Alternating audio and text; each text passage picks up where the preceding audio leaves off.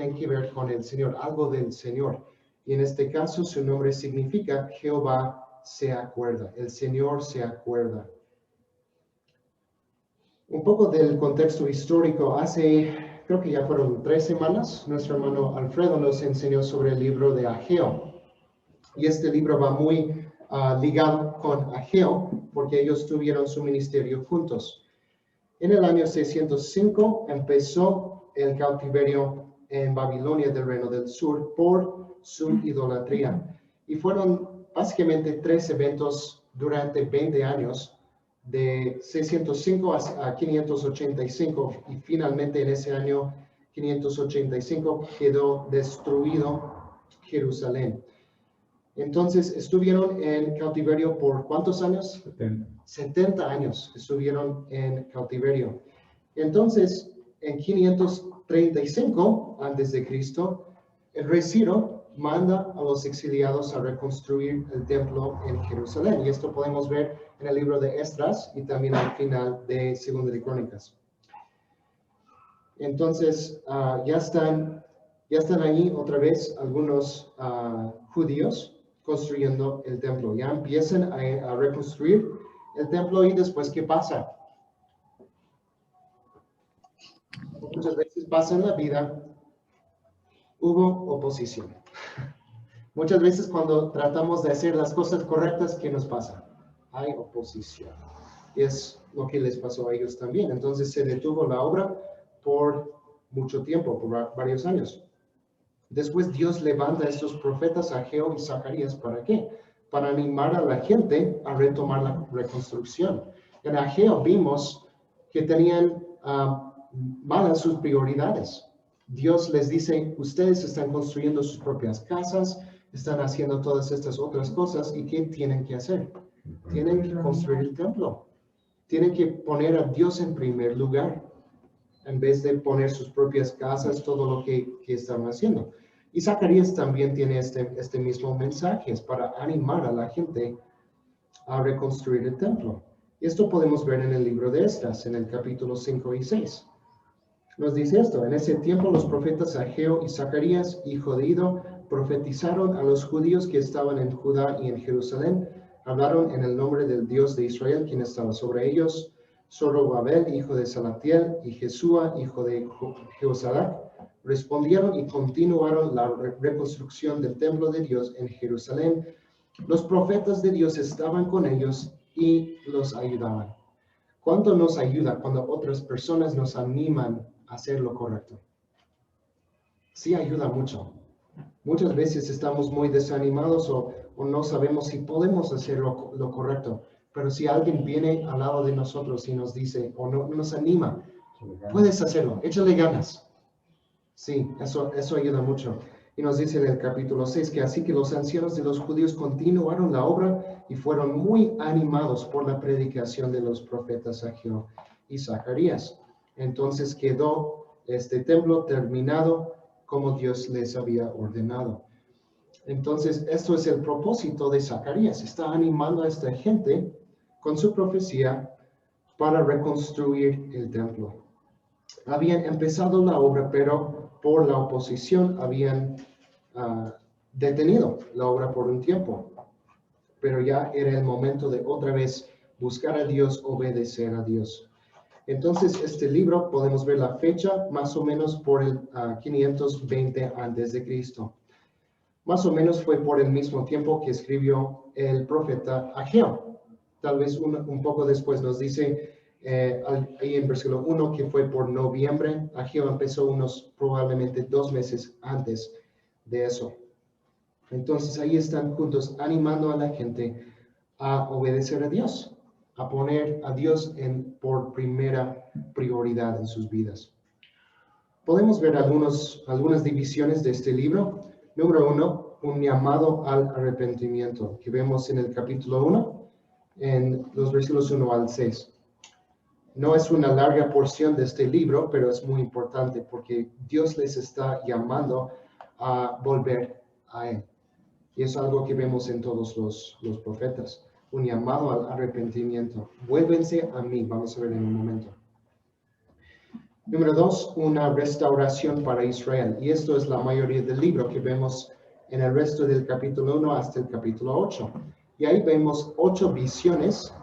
No vamos a entrar en detalle en todas las visiones ahí. Si quieren estudiar eso, les animo a tomar el tiempo para leer el libro. Pero menciona 8 visiones y 4 mensajes en estos capítulos acerca de la restauración que Dios tiene para Israel. Y finalmente en los capítulos 9 a 14 vemos profecías mesiánicas. Y es interesante ahí que hay profecías sobre la primera venida de Jesús y también sobre su segunda venida.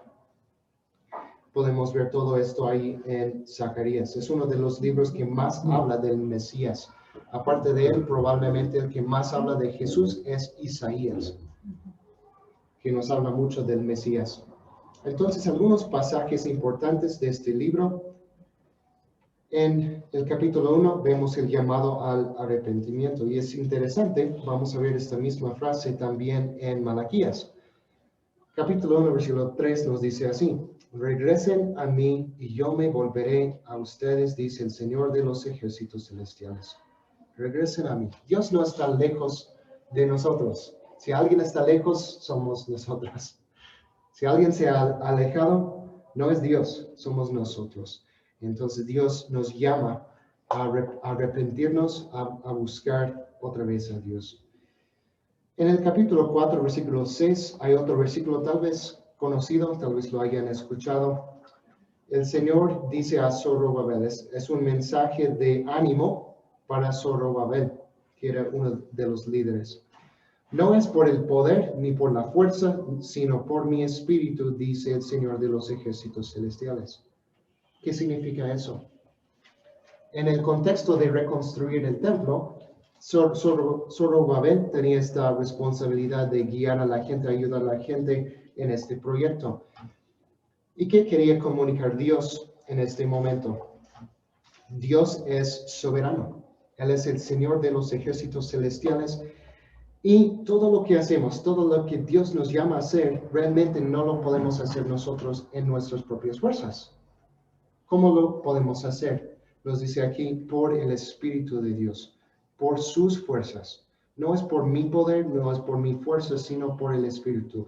Tenemos que depender de Dios en lo que nos llama a hacer. Sí, tenemos que obedecer, pero no por nuestras fuerzas, sino por la fuerza que Dios da por su Espíritu.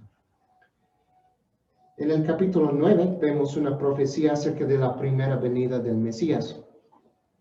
Y es un versículo que vemos en los Evangelios en el Nuevo Testamento. Dice: alégrate, oh pueblo de Sión, grita de triunfo, oh pueblo de Jerusalén. Mira, tu rey viene hacia ti. Él es justo y victorioso, pero es humilde, montado en un burro, montado en la cría de una burra. Entonces vemos el cumplimiento de esto. ¿Cuándo?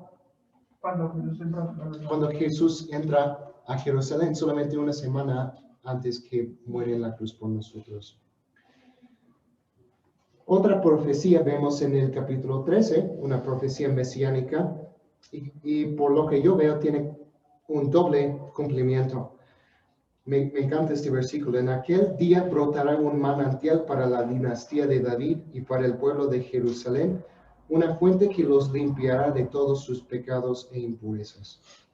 Aquí nos habla de qué? Un manantial que va a hacer qué? Limpiar de los pecados. ¿Dónde vemos eso en la historia?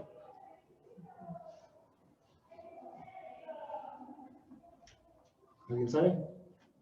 ¿Dónde hay un manantial que nos limpia de los pecados? ¿El Espíritu Santo?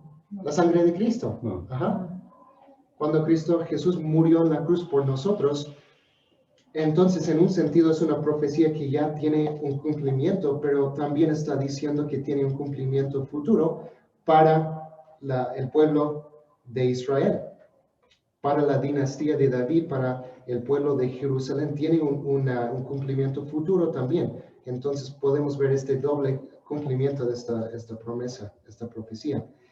Y en el capítulo 14 vemos una profecía acerca de la segunda venida del Mesías.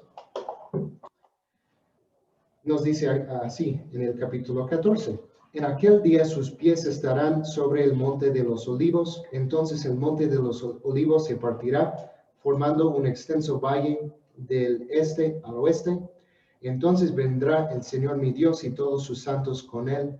En aquel día las fuentes de luz no brillarán más. Sin embargo, la luz del día será perpetua. Solo el Señor sabe cómo esto podría suceder. En aquel día fluirán desde Jerusalén aguas que dan vida, brotarán continuamente.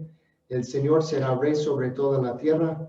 En aquel día habrá un solo Señor y únicamente su nombre será adorado. ¿A qué parece esta profecía? A lo que leemos en Apocalipsis. El final de todo, que Jesús regresará por nosotros. Entonces es una profecía acerca de la segunda venida del Mesías de Jesús. ¿Cómo podemos aplicar este libro de Zacarías? 3 aplicaciones para terminar este libro y después vamos a ver Malaquías.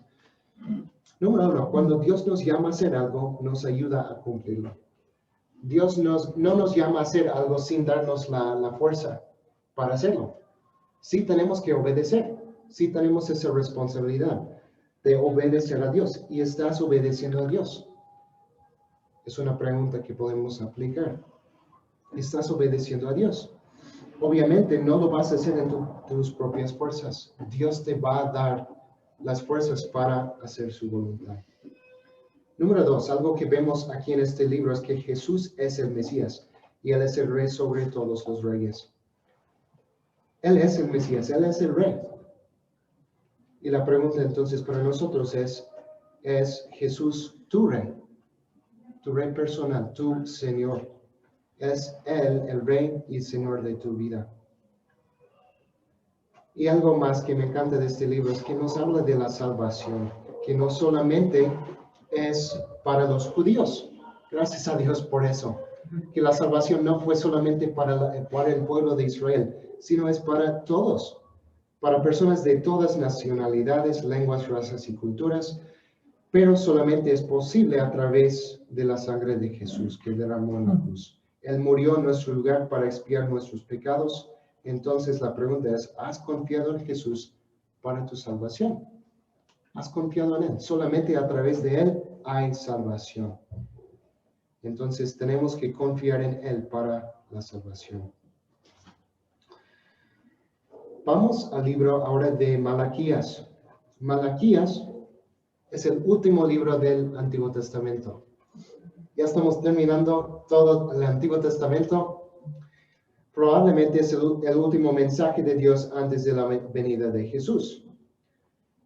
Y después de esta profecía van a haber 400 años sin un mensaje de Dios. Sin profetas, sin mensajes de Dios.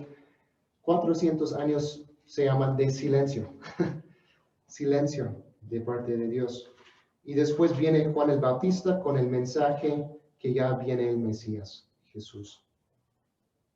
El autor de Malaquías, ¿pueden adivinar?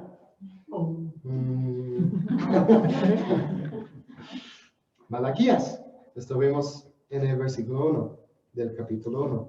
Este es el mensaje que el Señor dio a Israel por medio del profeta Malaquías. El nombre Malaquías en hebreo es solamente Malaquí, no hay as al final. En hebreo su nombre es Malaquí y significa mi mensajero. Algo interesante de este nombre es que no sabemos si realmente fue su nombre propio o simplemente un título. Otro profeta que estudiamos también tenemos esa duda de Abdías, que significa siervo del Señor. No sabemos si fue su nombre o un título, pero no importa. Puede haber sido su nombre o un título, pero lo importante es que sí, era un mensajero del Señor con un mensaje que Dios quería comunicar a su pueblo y también tiene un mensaje para nosotros hoy en día. Este libro de Malaquías es interesante, ocurre más o menos por el mismo tiempo de Nehemías, lo que estamos estudiando en la predicación.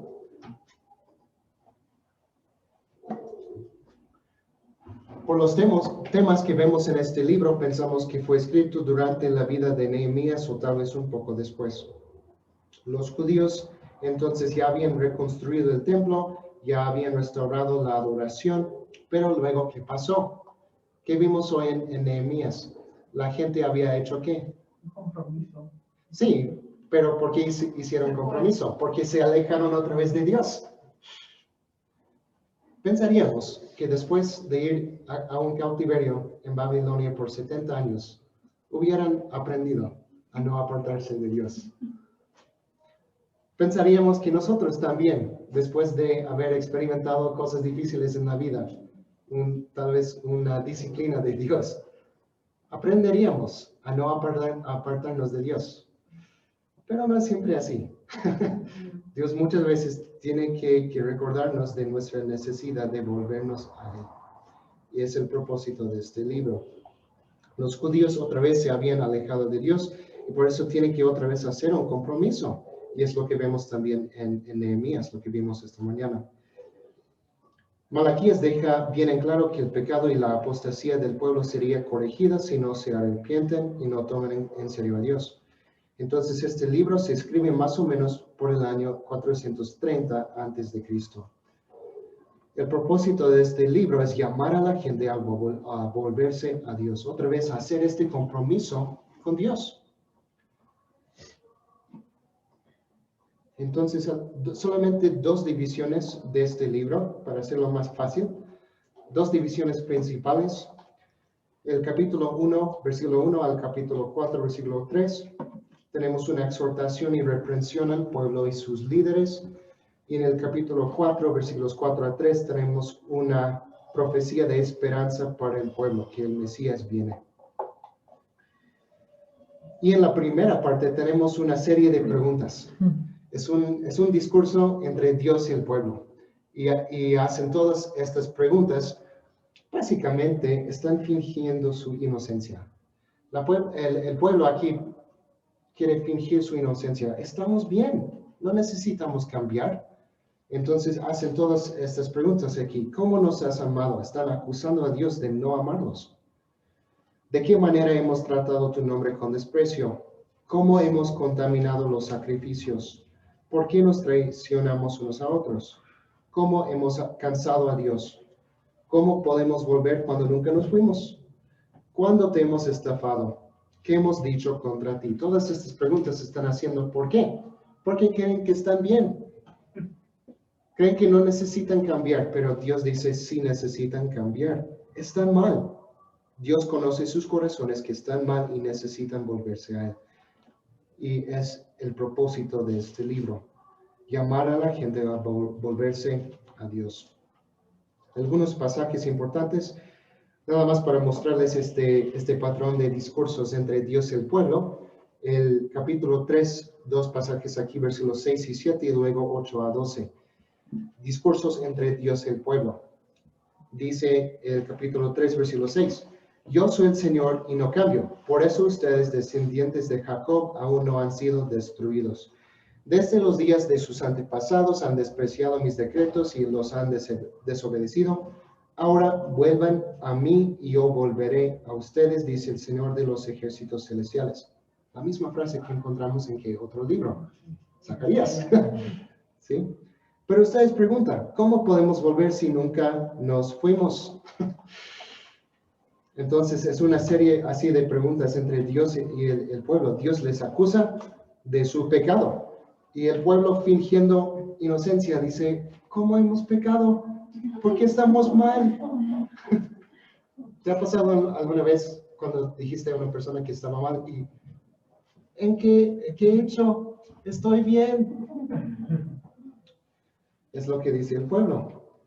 Y luego en el versículo 8 tenemos otro discurso entre Dios y el pueblo. ¿Debería el pueblo estafar a Dios? Sin embargo, ustedes me han estafado. Esta es la acusación de Dios contra el pueblo. Le están estafando, le están robando. Pero ustedes preguntan, ¿qué quieres decir? ¿Cuándo te hemos estafado? Estamos bien, no estamos haciendo mal. Pero Dios dice que sí. Me han robado los diezmos y ofrendas que me corresponden. Ustedes están bajo maldición porque toda la nación me ha estado estafando. Traigan todos los diezmos al depósito del templo para que haya suficiente comida en mi casa. Si lo hacen, dice el Señor de los ejércitos celestiales, les abriré las ventanas de los cielos, derramaré una bendición tan grande que no tendrán suficiente espacio para guardarla. Inténtenlo, pónganme a prueba. Entonces es este discurso entre Dios y el pueblo. Dios les acusa, ustedes están mal, tienen que cambiar. Y la gente dice, no, estamos bien. no estamos haciendo mal. Y Dios les dice, sí, ustedes están mal, esto es lo que están haciendo mal. Entonces les llama a volverse a Dios, a cambiar lo que están haciendo, a hacer de nuevo este compromiso con Dios. Y el Antiguo Testamento termina con una promesa. En el capítulo 4, versículos 5 a 6, termina con esta promesa. Miren, les envío al profeta Elías antes de que llegue el gran y terrible día del Señor. Sus predicaciones harán volver el corazón de los padres hacia sus hijos y el corazón de los hijos hacia sus padres. ¿De quién está hablando aquí? ¿De Cristo? No. De Juan el Bautista, que iba a preparar el camino para Cristo. Exactamente. ¿Por qué lo llama Elías?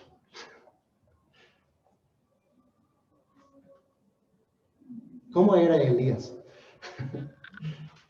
¿Cómo era su profecía, su ministerio? Muy duro con la gente, ¿no? Y eso es lo que vemos también con Juan el Bautista, su ministerio con la gente, su manera de hablar tal vez un poco duro en lo que decía la gente. Tienen que cambiar, tienen que arrepentirse.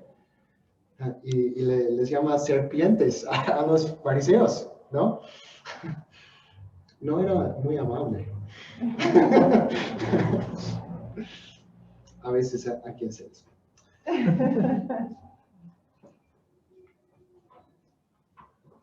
Entonces, ¿qué podemos aprender o aplicar de este libro de Malaquías? Dios quiere una obediencia que viene de un corazón de amor a Dios. No solamente quiere la obediencia, eso es importante, sí. Pero no solamente una obediencia, sino que Dios quiere tu corazón. No solamente quiere tu diezmo, tu ofrenda, Él quiere tu corazón. Eso es lo más importante. Y otra cosa que vemos aquí es que los propósitos de Dios se cumplen a su tiempo. Después de esta profecía, tuvieron que esperar 400 años más antes que viniera el Mesías Jesús. A nosotros no nos gusta esperar. Muchas veces no somos muy pacientes. Si están preparando la comida que decimos, ya quiero comer. Oh, ya tengo hambre. No queremos esperar ni 30 minutos para la comida. Mucho menos años por las cosas que tenemos que esperar. Pero los tiempos de Dios, los propósitos de Dios son perfectos y se cumplen a su tiempo. ¿Qué tenemos que hacer? Tenemos que confiar en Él y obedecer de corazón. Confiar en Dios, en sus tiempos, en sus propósitos. Dios es bueno, es soberano y hace lo que hace a su tiempo, al tiempo perfecto. Esto es el libro de Malaquías. Entonces vamos a terminar con un resumen de todos los profetas. ¿Qué hemos aprendido en estos 3 meses? Hemos estudiado ya 12 libros de profetas, 62 capítulos, si no me equivoco. 62 capítulos de los profetas. Algunos profetas de un capítulo hasta 14 capítulos en algunos. Entonces, ¿qué nos enseñan estos profetas?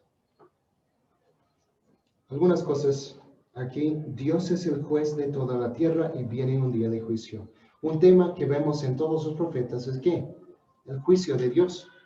Dios castiga al pecado. Y no es que no sea un Dios de amor, porque nos gusta pensar y meditar en el amor de Dios, ¿no? ¿Quién no le gusta, como estamos hablando de los versículos del día, que hablan del amor de Dios, la misericordia de Dios? ¿A quién no le gusta escuchar esos versículos? Pero cuando nos habla de la ira de Dios, del juicio, el castigo de Dios, ¿quién quiere escuchar ese mensaje? Pero es la realidad. Dios es un Dios justo y tiene que castigar el pecado. ¿A quién va a castigar? a los orgullosos, los que no confían en Dios y desobedecen a Dios, recibirán su castigo. Vemos vez tras vez el tema del orgullo especialmente. Dios odia el orgullo. Y es lo que nos dice en el Nuevo Testamento también.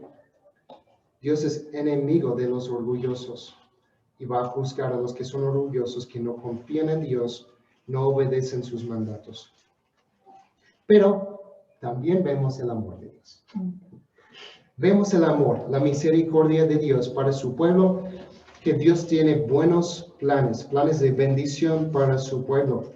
¿Y quién es el pueblo de Dios? No es solamente Israel, el pueblo de Judá.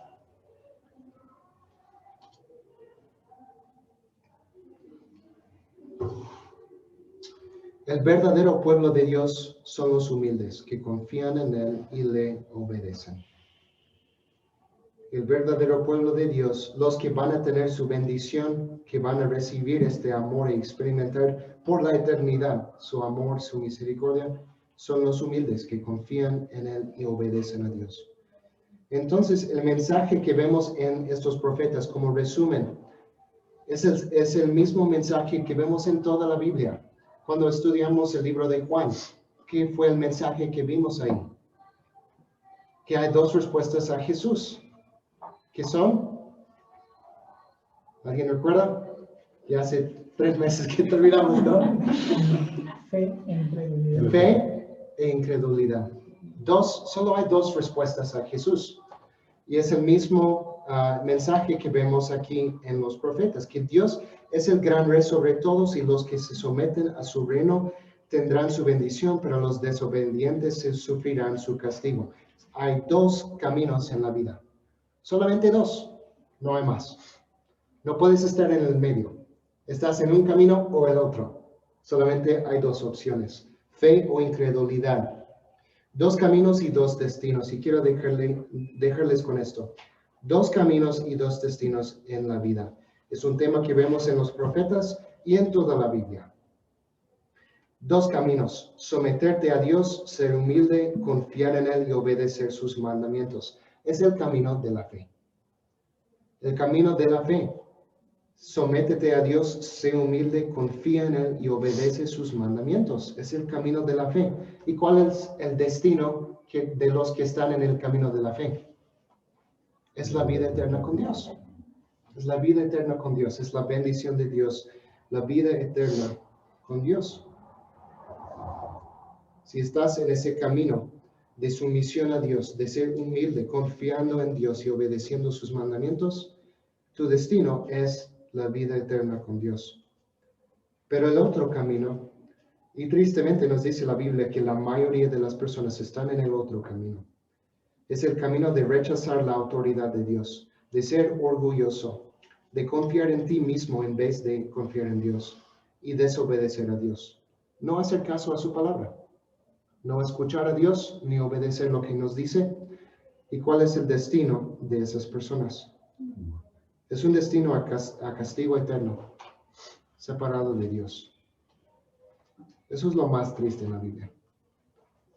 Que muchas personas están en este camino, rechazando la autoridad de Dios, siendo orgullosos, confiando en sí mismos y desobedeciendo la palabra de Dios. Entonces la pregunta para terminar es, ¿en cuál camino vas? ¿En cuál camino vas?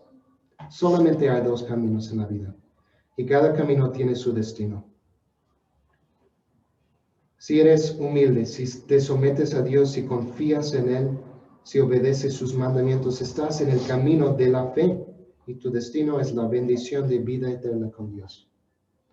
Pero si rechazas la autoridad de Dios, si eres orgulloso, si confías en ti mismo y desobedeces su palabra, tu destino es castigo eterno, separado de Dios. No queremos eso para ninguno de ustedes, ni para ninguna persona. No deseamos eso para ninguna persona. Pero tristemente hay muchas personas en ese camino. Entonces,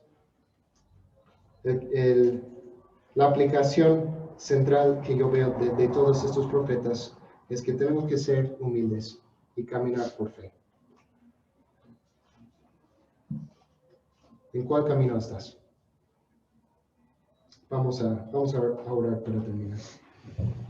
Señor, te damos muchas gracias por lo que nos has enseñado en esta serie de los profetas. Gracias por tu palabra, por lo que nos enseñas. Pedimos que nos ayudes a poder aplicar estas cosas a nuestras vidas y a vivir una vida de fe y obediencia a tu palabra. Necesitamos siempre de tu ayuda y dependemos de ti, Señor. En el nombre de Jesús.